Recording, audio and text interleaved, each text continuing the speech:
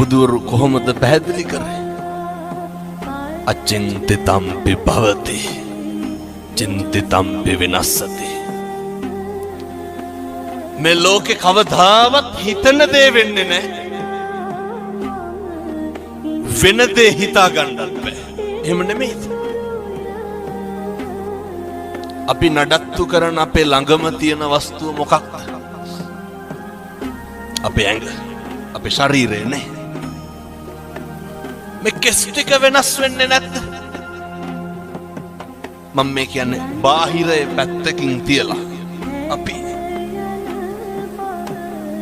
අපිට ඕන විදිහට ඕක තියාගන්න පුළුවන්.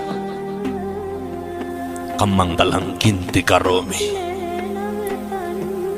කර්මය දැඩි වුණාම හැම එකක්ම මේක වෙනස් වෙනවා. මතක තියාගන්න. තල්ල කඩි කාලා මිනිස්සු මැරෙනවා, නයි කාලා බේරෙනවා. එහෙමයි.